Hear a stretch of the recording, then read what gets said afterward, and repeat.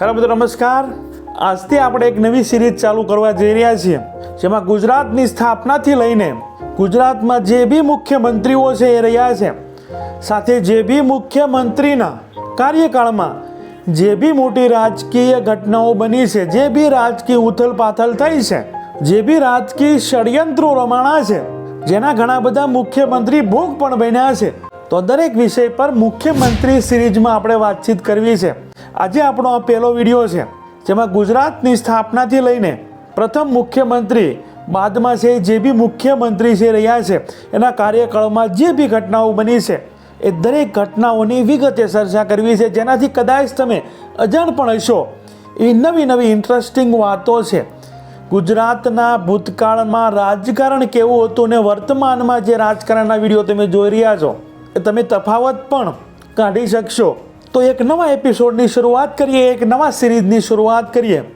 તો અમારી ચેનલમાં ભારતમાં અને ગુજરાતમાં જે બી ઘટનાઓ ઘટતી હોય છે તેને સરળ ભાષામાં સમજાવતા હોઈએ છીએ. આવા ને આવા વિડીયો જોવા માટે અમારી ચેનલને તમે સબસ્ક્રાઈબ કરી શકો છો. તમારા એક સબસ્ક્રાઈબ કરવાથી, તમારી એક લાઈક કરવાથી, તમારી એક સારી કમેન્ટ કરવાથી અમને આવા ને આવા વિડીયો બનાવવામાં છે પ્રોત્સાહન મળે છે. તો બિલકુલ ફ્રી છે, અમારી ચેનલ સાથે જોડાઈ શકો છો, અમને મદદ કરી શકો છો. તો રાહ નથી જોઈ, આપણા નવા એપિસોડની શરૂઆત કરીએ.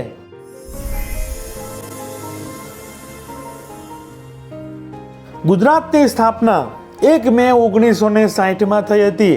પ્રથમ મુખ્યમંત્રી જીવરાજ મહેતા હતા, પરંતુ એટલેથી આપણે ચાલુ નથી કરવું. ગુજરાતની સ્થાપના કઈ રીતે થઈ, કેટલા સંઘર્ષો કરવા પડ્યા, કોણે સંઘર્ષ કર્યા, શા માટે જીવરાજ મહેતાને જ પ્રથમ મુખ્યમંત્રી બનાવવામાં આવ્યા, કોની ભલામણથી બનાવવામાં આવ્યા, કોણ જીવરાજ મહેતાને મુખ્યમંત્રી બનવા દેવા નહોતા માંગતા, એની પણ આપણે વિગતે ચર્ચા કરવી છે. 2 ઓક્ટોબર 1956માં ગાંધી જયંતિ વખતે અમદાવાદમાં એક મોટી સભાનું આયોજન કરવામાં આવ્યું હતું. એ વખતે ભારતમાં કોંગ્રેસની સરકાર હતી, નહેરુ છે એ ભારતના વડાપ્રધાન હતા. તો એ અમદાવાદની મોટી સભામાં છે મુખ્ય મહેમાન છે જવાહરલાલ નહેરુ હતા, અને એ સભાને છે એ સંબોધવાના પણ હતા. તો એ 1956ની અમદાવાદની સભામાં મોટી સંખ્યામાં એ સભામાં નહેરુને સાંભળવા માટે લોકો છે એકઠા થાય છે. પરંતુ નહેરુ આવે છે, નહેરુ બસ એની સ્પીચ છે એ ચાલુ જ કરવાના હોય છે. ત્યાં એ સભામાં એવી સરસા જોર પકડે છે અને લોકોને ખ્યાલ આવે છે કે આ સભાની સામે ગુજરાતમાં એક બીજી પણ સભા થઈ રહી છે, જેની આગેવાની ઇન્દુલાલ યાજ્ઞિક કરી રહ્યા છે. હા, ગુજરાત છે હજુ મુંબઈમાં જ હતું, ગુજરાત હજી અલગ રાજ્ય બન્યું ન હતું. એ 1956માં જવાહરલાલ નહેરુની સભામાંથી એકદમ લોકો છે એ ભાગે છે, અને ઇન્દુલાલ યાજ્ઞિકની સભામાં છે એ ભીડ જોવા મળે છે, અને નહેરુની સભામાં એની નજરની સામે જ એ સભામાંથી લોકો છે એ પાછા ફરી જાય છે. આ નજારો જોઈ અને ઇન્દુલાલ યાજ્ઞિક છે મહાગુજરાત આંદોલન છે ચલાવી રહ્યા હતા. ગુજરાતને એક અલગ રાજ્ય બનાવવામાં આવે એ આંદોલન ચલાવી રહ્યા હતા. ગુજરાત છે એ મુંબઈમાં જ હતું, અને આ સભામાં જે દેશના વડાપ્રધાન છે અમદાવાદમાં આવે અને અમદાવાદની સભા છે એ ફીકી પડે, અને એની સામે એક સામાન્ય ઇન્દુલાલ યાજ્ઞિક જે એક આંદોલન ચલાવી રહ્યા છે એ વિસ્તારમાં, તેની સભામાં લાખો પબ્લિક જોવા મળી. તેનાથી આ મહાગુજરાત આંદોલનને છે એક વેગ મળે છે. ગુજરાતને અલગ રાજ્ય બનાવવાની માંગને છે એ વેગ મળે છે, અને એની સફળતા 4 વર્ષ બાદના સંઘર્ષ બાદ 1960માં ગુજરાતને છે અલગ રાજ્યનો દરજ્જો આપવામાં આવે છે. હવે ગુજરાતને અલગ રાજ્યનો દરજ્જો તો મળી ગયો, પરંતુ હવે ગુજરાતની સુકાન કોને સોંપવી? તો ગુજરાતના મુખ્યમંત્રીની જવાબદારી નહેરુ છે, મોરારજી દેસાઈને છે એ આપવાનું કહે છે. પરંતુ મોરારજી દેસાઈ છે એ કેન્દ્રમાં વિત્ત મંત્રી હતા, નાણામંત્રી હતા, એ માટે એ કેન્દ્ર છોડીને હા ગુજરાત પર એની નજર હતી. ગુજરાતમાં તેના સાથીઓ છે, તેના દૂત છે એ કામ કરી રહ્યા હતા. પરંતુ મોરારજી દેસાઈને કેન્દ્ર છોડીને, કેબિનેટ મંત્રાલય છોડીને ગુજરાતના મુખ્યમંત્રી બનવાની ઈચ્છા નથી. અને બાદમાં દેશના વડાપ્રધાન જવાહરલાલ નહેરુએ ગુજરાતના મુખ્યમંત્રી, ગુજરાતના પ્રથમ મુખ્યમંત્રી છે એ કોને બનાવવા, એ જવાબદારી છે મોરારજીભાઈ દેસાઈને છે સોંપે છે. કે તમે નામ જણાવો કે ગુજરાતના પ્રથમ મુખ્યમંત્રી છે કોને બનાવવામાં આવે. મોરારજી દેસાઈ પહેલું નામ બળવંતરાય મહેતાનું લે છે. બળવંતરાય મહેતાને ગુજરાતના મુખ્યમંત્રી બનાવવામાં આવે, જે મૂળ ભાવનગરના રહેવાસી હતા. બારડોલી સત્યાગ્રહમાં પણ તે સામેલ હતા. જ્યારે લાહોર અધિવેશન થયું, પૂર્ણ સ્વરાજનો પ્રસ્તાવ મૂકવામાં આવ્યો અને પાસ થયો, એ સમયે બળવંતરાય મહેતા કોંગ્રેસના મહાસચિવ હતા. બાદમાં એ સાંસદ પણ બન્યા હતા અને બળવંતરાય મહેતાના નેતૃત્વમાં બનેલી કમિટીએ જ પૂરા ભારતમાં પંચાયતી રાજની શરૂઆત કરાવી હતી. બળવંતરાય મહેતામાં એ દરેક વસ્તુ હતી જેમાં તેને ગુજરાતના પ્રથમ મુખ્યમંત્રી બનાવી શકાય. પરંતુ જવાહરલાલ નહેરુને બળવંતરાય મહેતાને કેન્દ્ર સરકારમાંથી ગુજરાતમાં મોકલવામાં રસ નહોતો. બાદમાં બળવંતરાય મહેતાનું નામ છે અટકી જાય છે અને બાદમાં મોરારજી દેસાઈને બીજું નામ પણ આપવાનું કહે છે. મોરારજી દેસાઈ બીજું નામ ખડુભાઈ દેસાઈનું લે છે, જે અમદાવાદ મિલ મજૂરોના નેતા હતા. પણ એ સમયે લોકસભા ચૂંટણીમાં ઇન્દુલાલ યાજ્ઞિક જે મહાગુજરાત આંદોલન ચલાવી રહ્યા હતા, તેની સામે આ ખડુભાઈ દેસાઈ હારી ચૂક્યા હતા લોકસભાની ચૂંટણી. માટે હારી ગયેલા ઉમેદવારને કઈ રીતે આપણે ગુજરાતના પ્રથમ મુખ્યમંત્રી બનાવી શકાય, તો એનું નામ પણ અટકી જાય છે. અને બાદમાં મોરારજીભાઈ દેસાઈને છે પડતા મૂકી અને જવાહરભાઈ નહેરુ છે એક નામ આગળ ધરે છે, જે હતા જીવરાજભાઈ મહેતા. જીવરાજભાઈ મહેતા ડૉક્ટર હતા, ગાંધીવાદી હતા અને કોંગ્રેસ હાઈકમાન્ડમાં તેની છબી ખૂબ સારી હતી અને ગુજરાતમાં તે ઇન્સ્ટિટ્યુશન બિલ્ડર તરીકે જાણીતા હતા. અને નહેરુ તેને ગુજરાતની કમાન સોંપે છે. પરંતુ મોરારજી દેસાઈ જે કેન્દ્ર સરકારના નાણાં મંત્રી હતા, તેને આ નામથી તકલીફ હતી. એ નારાજ થાય છે અને જીવરાજ મહેતાને પણ મોરારજી દેસાઈ સાથે છે એવું બનતું ન હતું. એટલે ગુજરાતના મુખ્યમંત્રી તો નહેરુના કહેવાથી કે નહેરુના આશીર્વાદથી જીવરાજ મહેતા છે એ બની ગયા. પરંતુ મંત્રીમંડળ પણ બનાવવાનું હતું, તો એ મંત્રીમંડળમાં જીવરાજ મહેતાએ મોરારજી દેસાઈ ખેમાના જે બી નેતા હતા એને મંત્રીમંડળમાં સામેલ ન કર્યા, જેનાથી મોરારજી દેસાઈ છે વધુ નારાજ થાય છે. આ નારાજગી છે એ હવે વિકરાળ સ્વરૂપ ધારણ કરવા જઈ રહી છે. બાદમાં 1962માં ગુજરાત વિધાનસભાની ચૂંટણી આવે છે, તો એ ચૂંટણીમાં ગુજરાત કોંગ્રેસમાં બે ફાટા પડી જાય છે ટિકિટ વિતરણને લઈને. જેમાં એક જૂથ છે જીવરાજ મહેતા, જે એ સમયના મુખ્યમંત્રી હતા, અને સામેના ખેમામાં ગુજરાત કોંગ્રેસના અધ્યક્ષ ઠાકુરભાઈ દેસાઈ, જે મોરારજીભાઈ દેસાઈના ખાસ ગણવામાં આવે છે. અને આ બંને વચ્ચે ઝઘડાની શરૂઆત 1962માં જ નથી થઈ.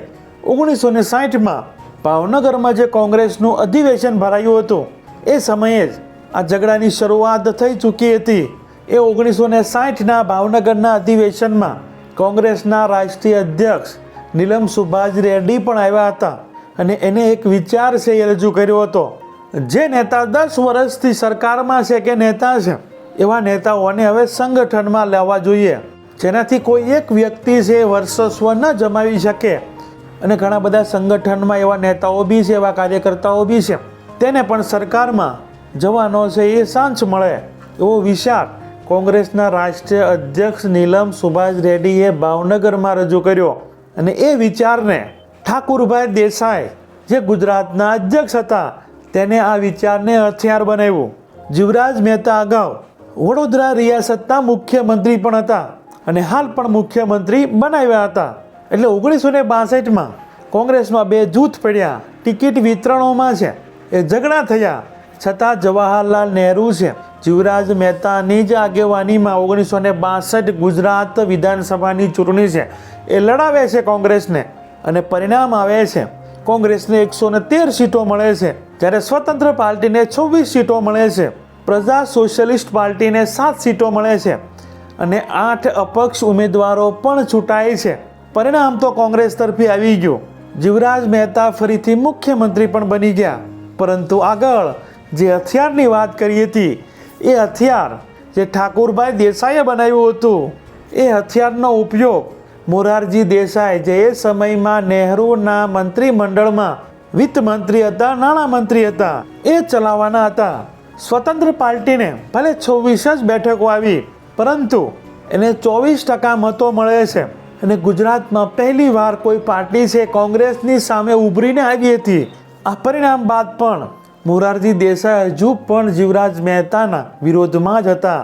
અને એ સમયે ઉત્તર પ્રદેશમાં મોરારજી દેસાઈના નજીકના ગણાતા એવા યુપીના મુખ્યમંત્રી ચંદ્રભાનુ ગુપ્ત, જે દેશના વડાપ્રધાન નહેરુની સામે પડ્યા હતા, ખુલીને નહેરુની સામે બોલતા નજરે પડ્યા હતા.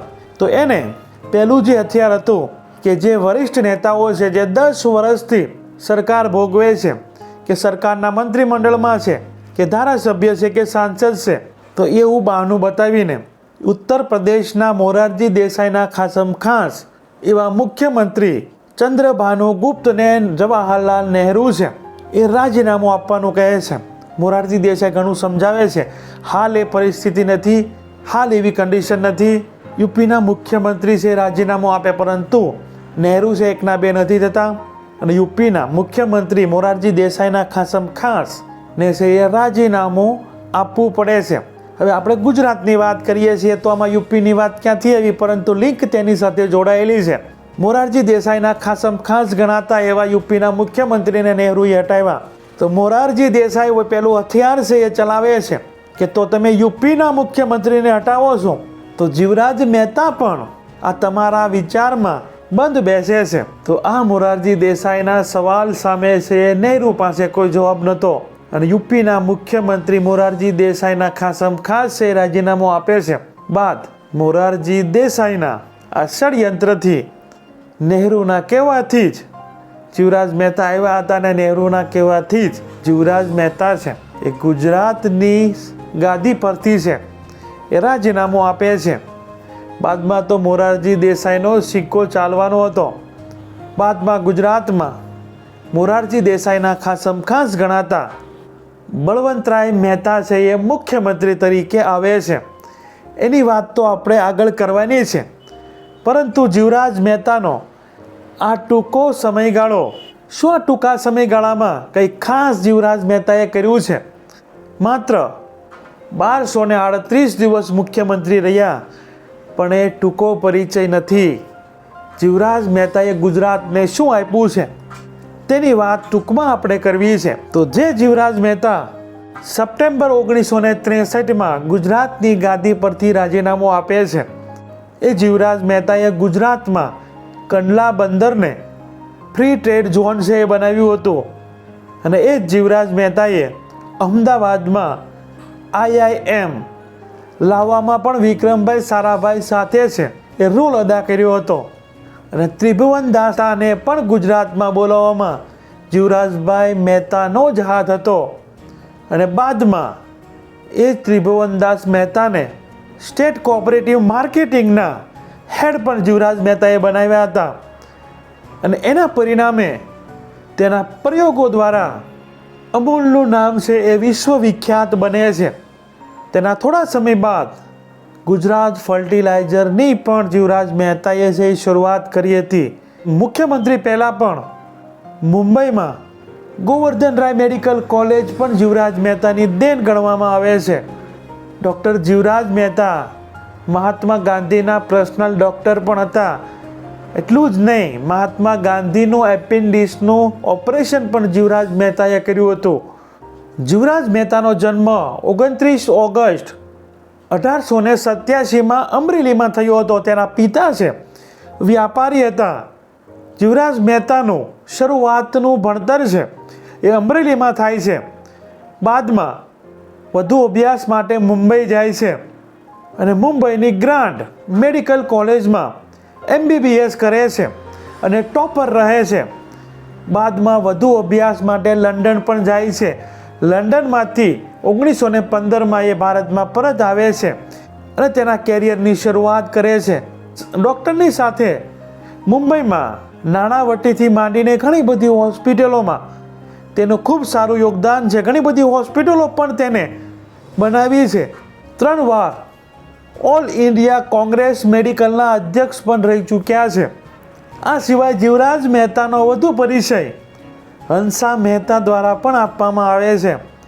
એ હંસા મહેતા જે વડોદરા દિવાન મનુભાઈ મહેતાની દીકરી હતી. જ્યારે જીવરાજ મહેતા વડોદરામાં હતા એ વખતે હંસા મહેતા સાથે જીવરાજ મહેતાને પ્રેમ થયો હતો. ખૂબ વિરોધ થયો, પરંતુ એ વિરોધની વચ્ચે પણ બંને ઇન્ટરકાસ્ટ શાદી છે, એ લગ્ન છે એ કરે છે. અને હંસા મહેતા પણ કંઈ કમ નહોતા. સંવિધાન સભામાં જે 15 મહિલાઓ હતી એમાંની એક હંસા મહેતા પણ હતી. અને હંસા મહેતાની ઓળખ લોકો મહિલાઓના અધિકારો મળી રહે, મહિલાઓ માટે લડવૈયી નારી તરીકે છે એ ઓળખે છે. આ જીવરાજ મહેતાની કહાની 7 નવેમ્બર 1978માં છે એ પૂરી થાય છે. આ 7 નવેમ્બર 1978માં જીવરાજ મહેતા દુનિયા છોડીને જતા રહે છે. તો આ હતી ગુજરાતના પ્રથમ મુખ્યમંત્રી. ગુજરાતની સ્થાપનાથી લઈને ગુજરાતમાં જે બી રાજકીય ષડયંત્રો એ સમયે ખેલાયા, કઈ રીતે ગુજરાતની સ્થાપના થઈ, કઈ રીતે પ્રથમ મુખ્યમંત્રી જીવરાજ મહેતા બન્યા, કઈ રીતે એને મુખ્યમંત્રી નહીં બનવા માટે વિરોધ થયો, એ દરેક વાતની ચર્ચા આજના વિડીયોમાં આપણે કરી છે. તો આ છે મુખ્યમંત્રી સિરીઝનો પ્રથમ એપિસોડ. તમને કેવો લાગ્યો છે? તમને આ વિડીયોમાંથી કંઈ પણ નવી માહિતી જાણવા મળી હોય તો અમારી ચેનલને તમે સબસ્ક્રાઈબ કરી શકો છો. તમારું એક સબસ્ક્રાઈબ કરવું, તમારી એક લાઈક કરવી, તમારી એક સરસ મજાની કમેન્ટ કરવી, જે દરેક વસ્તુ બિલકુલ ફ્રી છે, પરંતુ એ તમારી લાઈક, સબસ્ક્રાઈબ અને કમેન્ટ અમને છે આવા ને આવા વિડીયો બનાવવા માટે પ્રોત્સાહન પૂરું પાડે છે. તો અમારી ચેનલને સબસ્ક્રાઈબ કરીને તમે અમને મદદ કરી શકો છો, જે બિલકુલ ફ્રી છે. તો આવી જ રીતે ગુજરાતના બીજા મુખ્યમંત્રી બળવંતરાય મહેતાની પણ સ્ટોરી નેક્સ્ટ એપિસોડમાં જોઈશું. આ વિડીયો વિશે તમારું શું કહેવું છે, તમારા વિચારો છે જરૂર કમેન્ટ બોક્સમાં છે રજૂ કરજો. Thank you. નેક્સ્ટ વિડીયોમાં મળીએ. આભાર.